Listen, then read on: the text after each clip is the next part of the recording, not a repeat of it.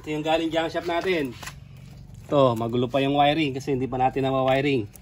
Ngayon ang share ko naman sa inyo yung pag-convert sa 4-pin CDI. Ito siya. Ito yung ano niya. Dati na ito kinonvert. Pansinin nyo. 6-pin to. 6-pin. Ito siya. Oh. Pinagsama yung dalawang ground. Tapos ang nilagay nilang CDI 5-pin. Tapos nagpalit daw sila ng CDI na 4-pin. Hindi naman gumana. Kaya ibinalik yung 4-pin CDI. Ang sabi stator ang sira. Hindi na pinagawa yun. Binenta na lang sa junk shop kasi nagsawa na magpagawa yung yung may-ari nito. Tapos pansinin nyo to. Ayan siya kasayan. Pansinin nyo ha. Oh, ito dito. Ibig sabihin napalitan na rin siya ng stator pag dinretso natin ayun. Oh, ito na yung wiring niya. Oh. Ibig sabihin palit na rin ng stator. Ngayon kaya daw ito binenta sa junk shop. Nagsawa na lang yung may-ari kakapagawa. Ngayon i-convert natin to sa 4-pin CDI. Ang pag-convert sa 4-pin CDI napakadali. Hanapin nyo lang to. Ito kasi wala nang kasamang flasher relay. Hanapin nyo lang tong flasher relay ha. Kukuha ko ng flasher relay para mas maliwanag.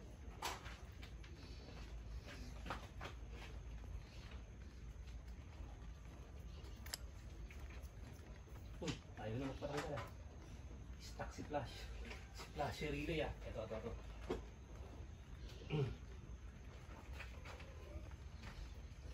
Yung flasher relay niya na. Ito siya. Ito yung flasher relay ha. Ang una nyong gagawin, ang hahanapin nyo lang solid block. Ito ha, solid block yung hahanapin nyo. Itong pagpapalit ng 4-pin CDI dito, napakabilis lang. Mas matagal pa ang kwento. Mas matagal pa yung kwentuhan natin kaysa pagpapalit. Ito ha. Ang una nyong gagawin dito, tanggalin nyo agad tong wire. Hanapin nyo yung nasa ibaba ha. Ito yung nasa ibaba na to. Bali ang position, yung kill switch nasa gitna katabi siya ng kill switch. Pag ganito yung CDI nyo ha. Pag 6-pin CDI, ang gagawin nyo lang katulad nito, dahil 6-pin, dalawang ground. Kaya mapapansin nyo, kinonvert sa 4-pin CDI tapos binalik uli sa stator. Hindi gumana yung 4-pin CDI, binalik sa stator. Tapos, ang sinabing sira, stator. Pero, gumana naman. Ibig sabihin, buo yung stator. Kaya kasayan, yung tutorial natin ngayon, 4-pin CDI. Ito yung flasher relay na hanapin nyo ha. Simpleng-simple lang ha. Kasi ito magkalapit na siya. Flasher relay, kulay black. Ito siya. Kulay black ha. Tapos, ito naman yung yung ibaba. Ibaba ng, ito ignition coil ha. Review ulit tayo rito. Ignition coil.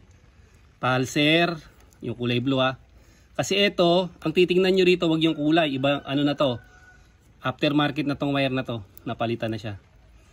Itong white na to sa taas, ignition coil. Tapos yung blue na yan, pulser. Sa baba ng pulser, pulser ground. Tapos ito yung primary coil. Aalisin natin sa pagka-primary coil. Yan na, buo. Kahit buo yung nyo, pwede, yung stator nyo. Tapos, pag naalis natin sa primary coil, kung maigsi yung wire, magduduktong lang kayo. Kung di naman maigsi, ito, hanapin nyo lang itong. So, maghanap lang kayo ng solid block. Pwede kayong kumuha sa brake light. Ang brake light naman, ito. Ayan o. Ito yung brake light. Green na may lining na yellow. Tapos, solid block. Pwede kayong kumuha dyan. Basta kukuhanan nyo lang accessory wire. Accessory wire lang yung kukuhanan nyo. Ayan siya ba. Dito tayo kukuha sa malapit dito. Talbay bukas na to eh. Meron ng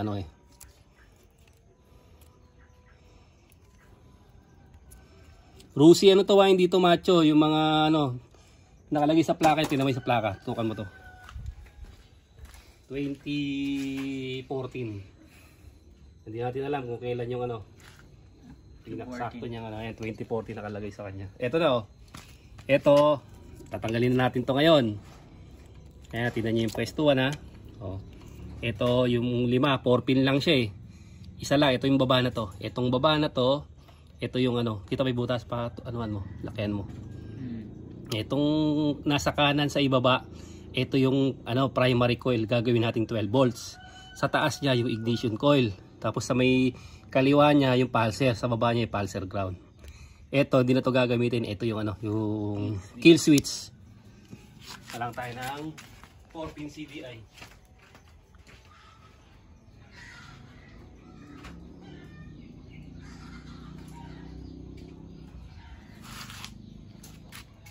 Ito yung gagamitin nating 4-pin CDI pang malakasan. Ito, ang 4-pin CDI ng Rusi Macho 75 at ng Honda TMX Supremo 150. Ito may tatak. Para yan ang bibili nila. Pang malakasan ng kuryente niyan. Okay. O, tapos suksok nyo lang siya. Isa lang ang ginalawa. Wala tayong ginalaw. Kill switch, pinabayaan na natin. Dito wala tayong pinutol dyan ha.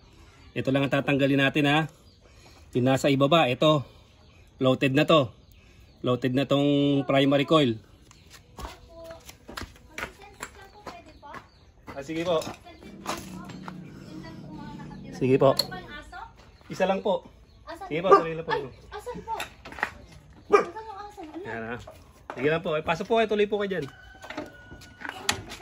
Ay, ayun lang. Basta tumabasak ka dyan. Hindi naman po nangangagat. Ay, sigurado ka? Ayaw. Wala, Tagalog kayo? Opo. Madimawa ko yung ay, hindi. Tsaka sa'yo na.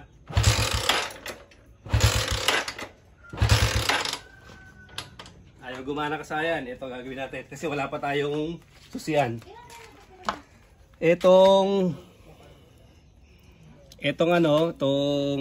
pulse ay accessory wire. I-connect natin dito sa sa battery. Para magkaroon ng power.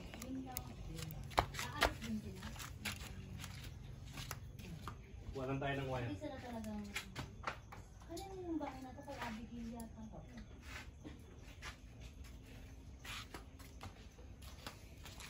Matalo ka dito? Nagawa niya parang po sa matcha side. Sige po, last name ko. Ito.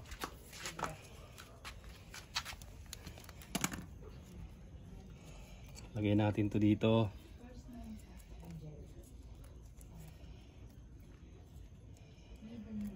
Accessory wire. Tapos puro tayo sa positive.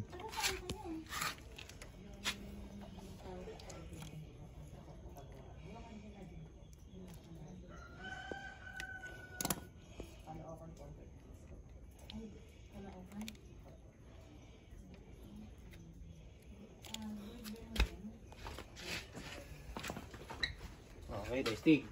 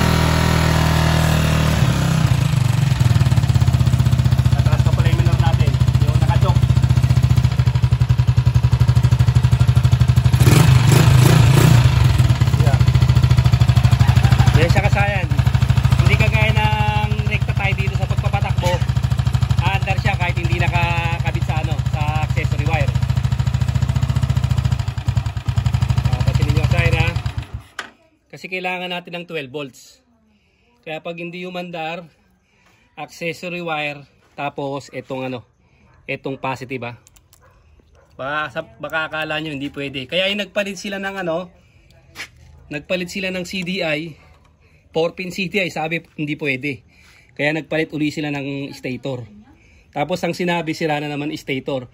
Kaya hindi gumana kasayan. Siyempre sabi nila buo yung susian eh. Sira kasayan yung susian. Hindi nagko-connect siya. Hindi siya nagko-connect. Kaya ang kailangan nito 12 volts.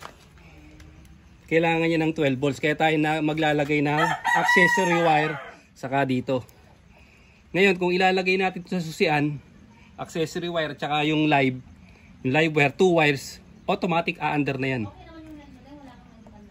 Ayan siya kasayan, no? Namatay siya kasi tinanggal natin 12 volts.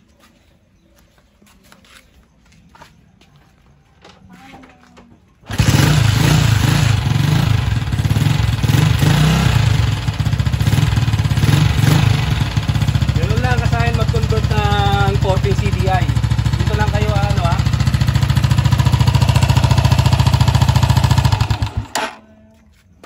Dito lang kayo kasayan tututok ha sa isa na to ha. Yung primary coil, yun ang aalisin nyo rito sa ibaba.